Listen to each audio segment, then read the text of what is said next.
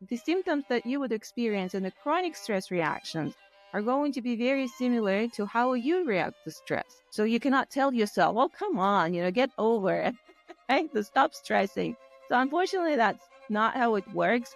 But that system understands the language of action, of movement and activity. That system understands the language of a lot of high achievers actually are going through that. The higher up you go on your hierarchy. Victoria, thank you so much for being here. Thank you. I'm very happy to be here with you, Annie. I want to talk about burnout today, which is such a popular topic, but also I personally, and I'm pretty sure so many people don't really understand what burnout means and how to identify a burnout.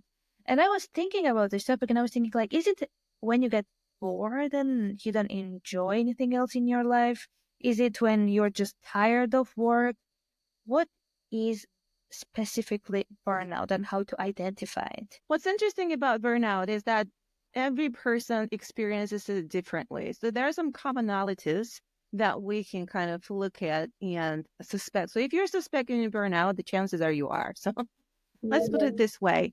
But I think one common thread among all these symptoms is exhaustion. So people usually feel that they're exhausted. And it's that kind of exhaustion where you can't just take a break. You take a break and you kind of go back to whatever you were doing and you're still exhausted. You take a nap and you're still exhausted. You got your 8 hours, 10 hours sleep and you feel exhausted. Exhaustion, overwhelm is pretty much a red thread across all these symptoms.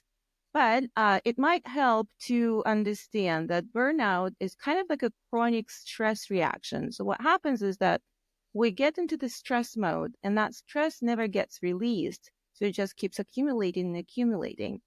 Why it's important to know is because the symptoms that you would experience in the chronic stress reactions are going to be very similar to how you react to stress.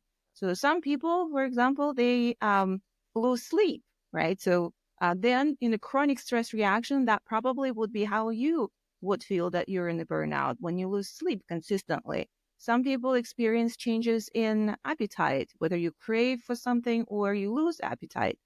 So I'm learning yourself and your personal reactions to stress is important to understand whether you are in that burnout mode. Is that helping, Annie? Is it more mental or is it more physical? Because when I first gave birth, now my son is 7 year old, like I was not physically, obviously I was doing a lot because I had a newborn, but it was not that I was working too much. It's just mentally, it was so tough for me that I felt like Mm-hmm. I was burned out. Could you say, like, can anyone who is not like working a typical job but doing something else, can they burn out, or is it purely when it's like just like stress from work or life? Well, absolutely. I think that this is not just from work and it's not really mm, it's not really about passion related. So a lot of times we're saying, well, if you're not following your passion, then you will burn out. So there are definitely stories out there that people who are following their passion and still burning out.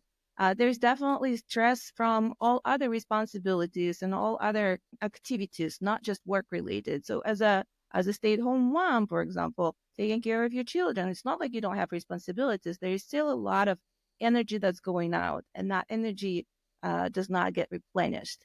When I talk about burnout, I really like to talk about two levels of dealing with burnout. And the first one is physiological. So at the end of the day, it's a physiological mechanism of a stress.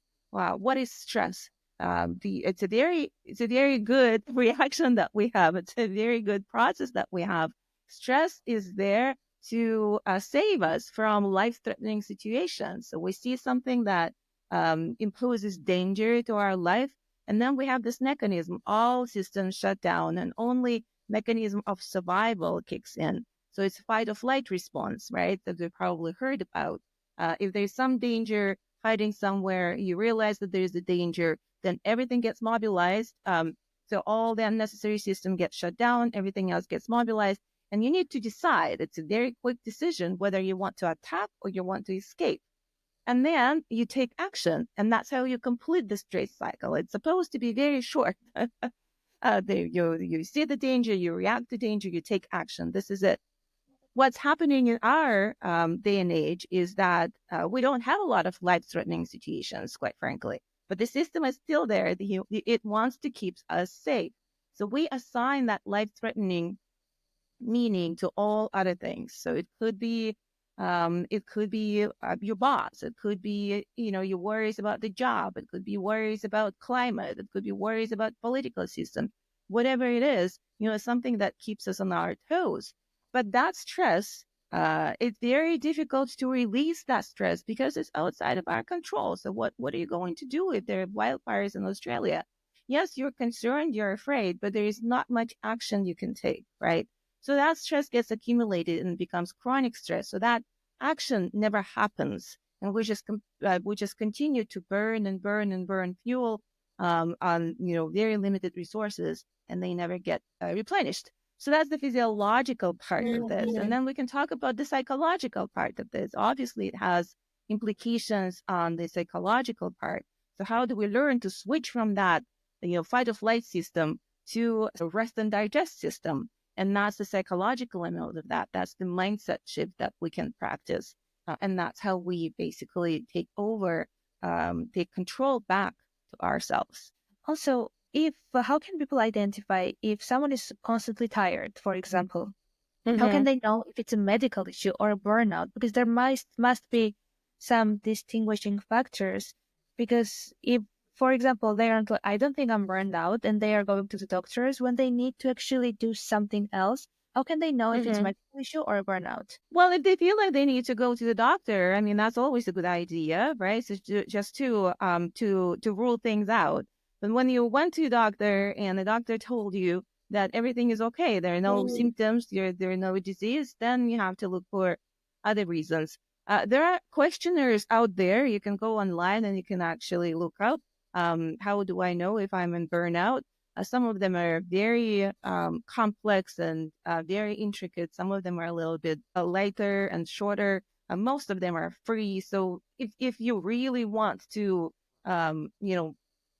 kind of know for sure whether it's burnout or not, then you can do that. But there's also kind of pre-burnout things that we were talking about. If you feel unmotivated, if you feel exhausted, if you feel skeptical, if you have all those behavioral changes that we're talking about, or some of those behavioral changes that you're talking And it about, doesn't go then away. it No doesn't go response. away. Yes, exactly. Just it can lighten up a little, but then it continues. So that's a pretty good indication that you're probably in a burnout. I think So, what's important, I think, go ahead, yeah, no, Angie. keep going, please. Yeah. What's important? So I think when it is important is that at this point you want to look at the solutions, right? So what are the solutions?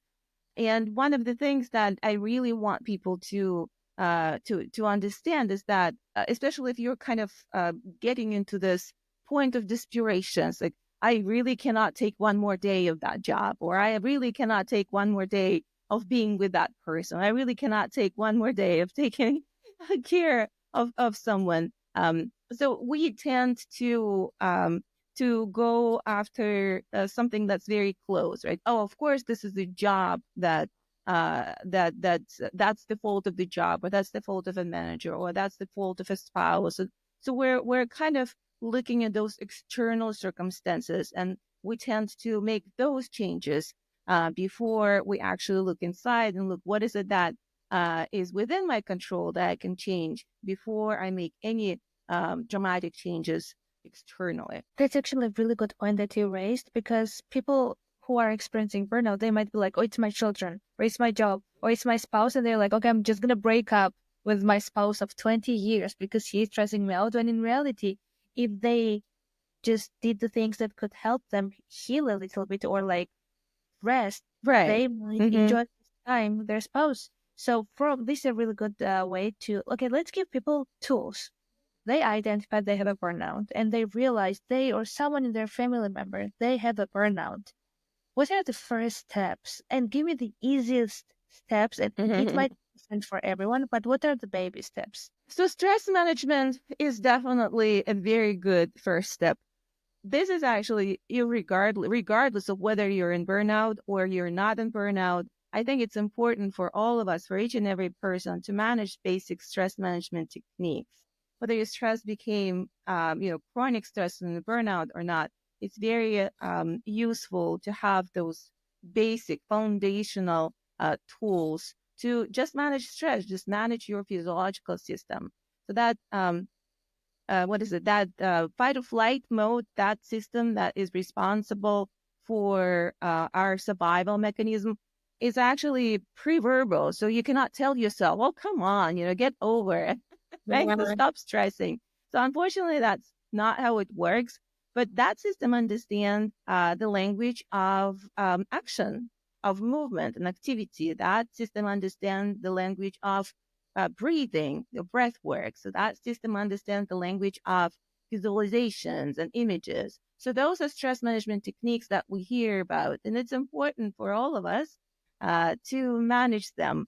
There's so many disruptions in the world. The world is going faster and faster. Something is going to happen no matter what. The uncertainty is not going to go away. So it's important to, learn how you talk to your own survival system.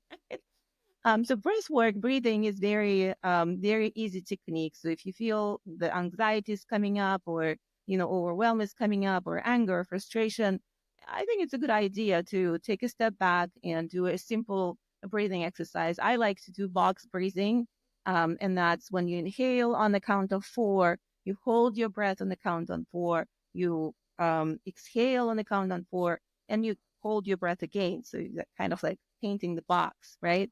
With this. And what it does is oxygenates your systems, and it sends a signal to the survival system that everything is okay. So you can relax, right? And you can actually, move into a much more manageable state of stress and digest, much more natural state for us. And from that state, you can make decisions on what to do next and what the reasons are for your frustration, anger, anxiety, and what have you. So that's one of those. You said something so important, which I never thought or heard somewhere, that it's a non-verbal system. Like if you're feeling something, you cannot talk to it. You have to communicate it through feelings, which is when you take a walk, just move. It's such an important piece of information that everyone, I think, should pay attention to. And that's why I needed to like stop you for a little bit, because it's very Yes. important. Yes, absolutely. It's like learning a new language, right? So I'm learning to talk to myself, to that system that just running uncontrollably most of the time. But once you put a little bit more awareness to that, you can learn to regulate that. So breathing is one of those action, as you mentioned, some kind of an activity. It doesn't have to be an hour and a half, workout in the gym. If you do that, fantastic. But this is not what I'm talking about. So when we were talking about the stress cycle, it has to finish with an action. If that action doesn't happen, then your system doesn't know that the stress went away. It doesn't know that the danger went away. So it could be that you clench and you relax your muscles, as easy as that. And that sends a signal to like, okay, you can calm down now. I'm safe. Thank you very Yeah. much for your support, my survival system. Now you can rest, right? So, and I can rest with you. So that one, or visualization. So we're talking about some guided meditations, maybe just sitting down and breathing in and out through your nose, and visualizing some calm space, something where you feel serene and you feel safe. And that helps as well to communicate with that system. So this is what I call the first aid, burnout Yeah. first aid, which are basically stress management techniques that Yes. are important whether you burn out or not. That's that burnout is literally accumulated stress, as I hear you say, and you need an outlet to release it somewhere. Mhm. And Mhm. everyone is different. For example, I personally go to gym very often. I'm very consistent, but it doesn't clear my stress out. For me, it's walk in the nature, walking Mhm. or like jumping up and down or like shaking. That helps me. So as you said, it's very important to learn how to talk to yourself and understand what you want. And so many people are just pushing it down, drinking so much coffee or eating sweets and not dealing with the stress. Is there any way they can communicate with their family members that this is what they're going through, but not to be in a victim mentality and like, look at me, poor me, and make it about all yourself? Because we Mm-hmm. all have life, we all have problems. You cannot make it Yeah. just about yourself. How can we Mm-hmm. communicate with others? So it's very interesting that you're leading conversation over there. So as I said, the stress management techniques are really first aid. That's your physiological reaction that you are learning how to control your kind of impulsive physiological reaction to establish a more sustainable changes, right? There's probably, not probably for sure, there are practices that you want to include in your daily routine or weekly routine that help you to maintain that state of awareness that allows you to be in control. So, a lot of times, people in burnout feel that life is getting out of control. There's so many things, there's so many demands, there's so many obligations that are coming our ways that are very difficult to deal with, and it's overwhelming. So, I'm losing control of my life. A lot of high achievers actually are going through that. The higher up you go in your hierarchy, in your corporate career, your entrepreneurial career, more and more of those obligations are coming on board, and you feel that, oh, now my life is not mine anymore. So, how do you deal with that? So, those are the changes that you want to make, and these are intentional changes. So, one of those intentional changes is you actually want to bring joy into your life. And we forget about this. We forget that our baseline is the baseline of a calmness, serene happiness, and joy. So you want to bring that back to your life, and you want to make it a priority. So a lot of times people, when they talk about burnout, they talk about self-care. And a lot of times this conversation goes like, oh, go get a manicure or go get a massage. But what self-care really is, self-care is giving yourself permission to experience joy and actually intentionally carve out time in your life, in your day, to do just that. So, self care is activities that you perform for the only reason is to experience joy and happiness. So this is the things that are not required of you. They're not going to bring you return on investment. You do them not because somebody asked you to, not because they're useful, and not because they're healthy. The only reason for these activities to be performed is because they make you happy. And you want to be very intentional about that. And it's so crucial. So every time I talk about this, people start, some people become very skeptical. It's like, what do you mean? But that's exactly what I mean. That's how we replenish our energy. So burnout, you are extending that energy outside, and that energy is not getting replenished. How do you replenish that energy? One of those practices is the practice of self-care. And that means doing the activities that bring you joy and bring you happiness. And this is a very individual list, and it could be a very elaborate list of massages and cruises around the world. It could be very small steps. It could be, oh, I really want, 10 minutes of time for myself in the morning to make coffee and sit outside, or tea. I make tea or matcha, what have you, whatever your routine is, right? So whatever your ritual is, it's not a routine, it's a ritual. Make ritual out of this. You make yourself this cup of coffee with love and care, and you sit outside and you drink this. And it doesn't not take the entire day, but it's intentional in a sense that I do this for me because this brings me joy and this makes me happy. So you do this, right? So you have a list of those things that you want to do that bring you joy and happiness, and you schedule them in your day, 3 a day actually. That's my recommendation. You put them on the calendar, the same way you put in the calendar your doctor appointments and your business appointments and your kids schedules and whatever you put on the calendar as non-negotiable. So this should be your non-negotiable. The side effect of this is you actually start looking inside and you start thinking about what is it that brings me joy? What is it that makes me happy? So you're recovering yourself almost. You're reclaiming yourself. So one of the exercises that I was asked to do when I was going through my burnout was put a list of 20 things you like to do for your self care, to put together a list of 20 things that make you happy. And that was one of the most challenging exercises ever. I stopped at number 3. It took me 2 weeks to complete that list. Wow. because I forgot what made me happy. So that's what happens in the burnout. You extend that energy out. You're performing all those external obligations. You are kind of just following with the flow of life that you are not controlling, and you forget who you are and what you want and what brings you joy. So this is the exercise of reclaiming yourself. So I had to go back. I had to actually think about, so what is it that I liked when I was 7 years old? I know I was happy. What is it that I really liked to do when I was seven Yeah. years old? Because sometimes you get so disconnected from yourself that you need to just dig deep and like go to your past Mm-hmm. to remember like who you were at least. And that's really important that you talked about joy because when you're like you cannot just like remove stress. You need to feel it Mm-hmm. something. Mm-hmm. You need to feel it with your joy. And I started to do that practice a while ago, changed my life.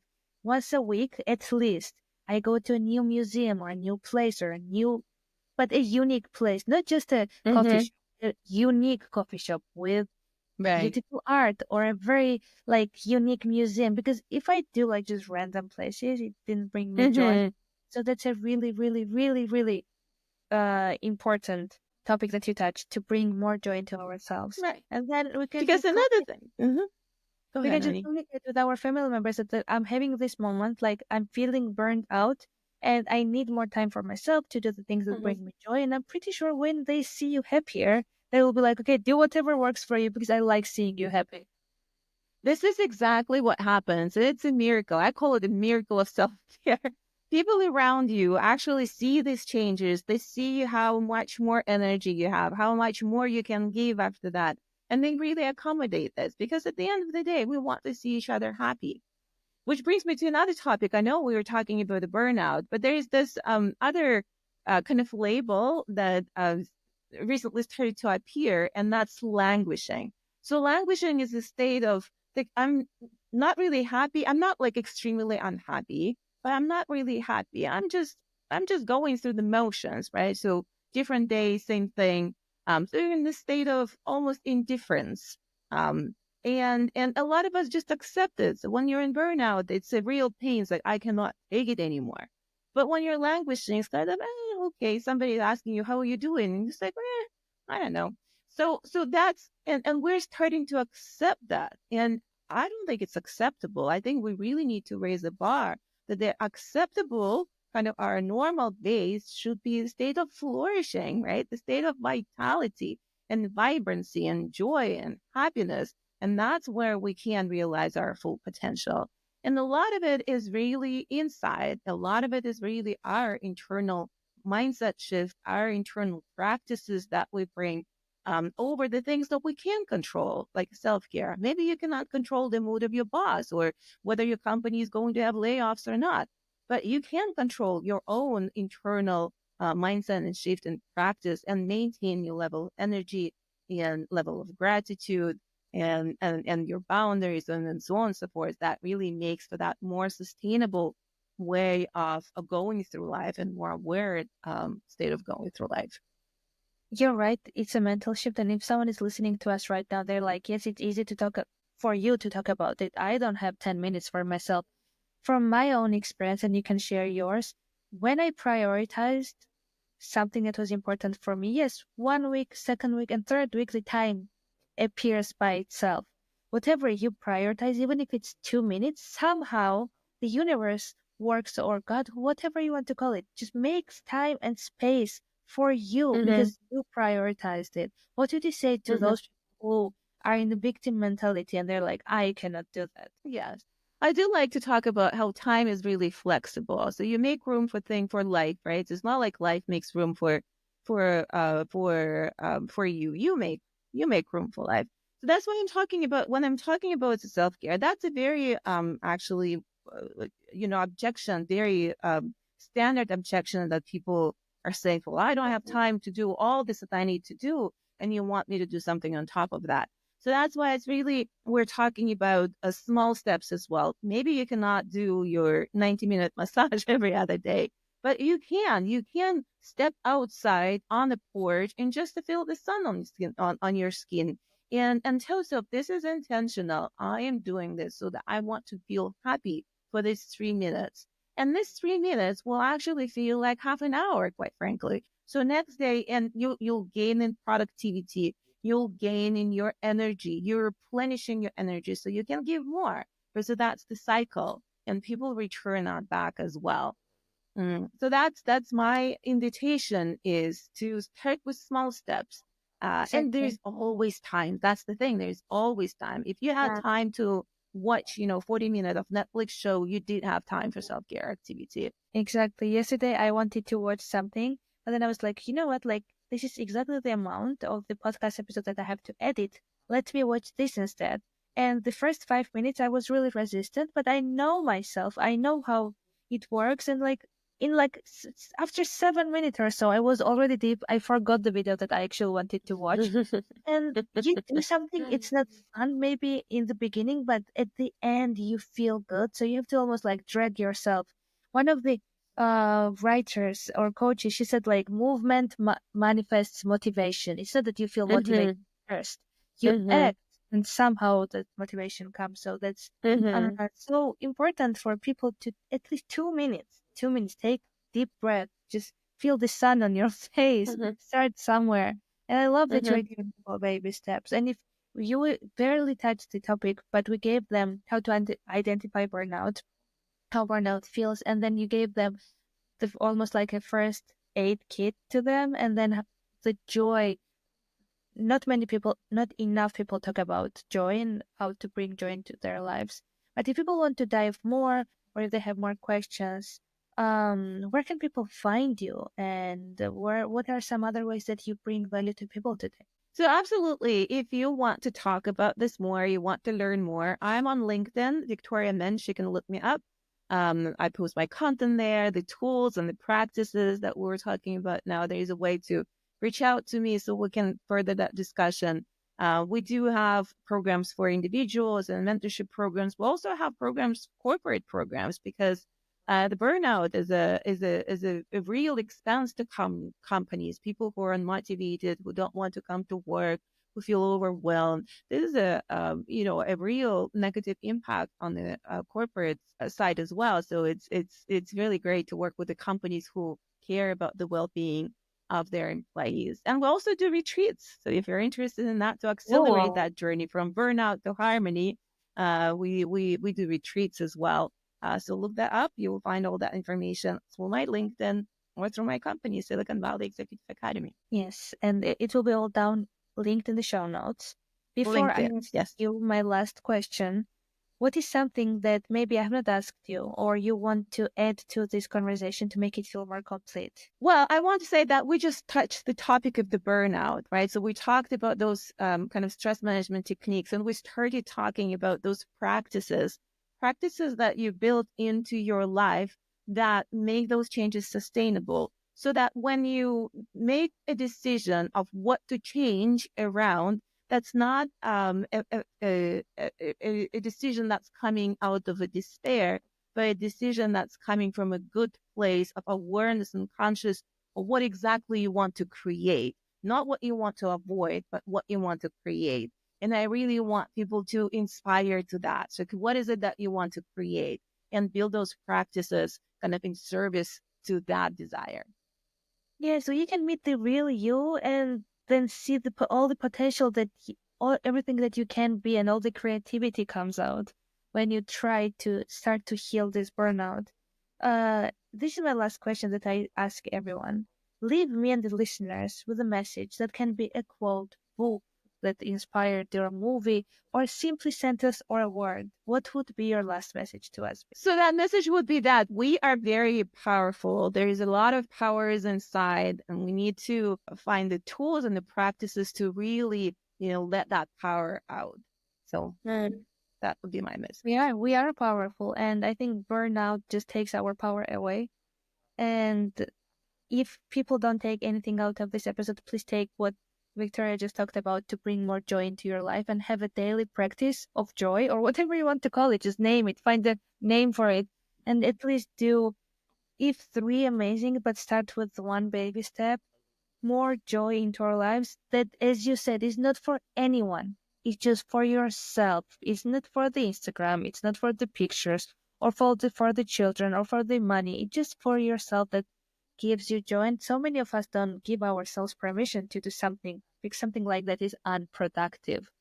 And just like teach the productiveness and do something for joy. This was a really inspiring episode for me and an amazing reminder to have more moments of joy into my life, because we sometimes forget, even though we know, we keep forgetting that we have to have more joy in our life.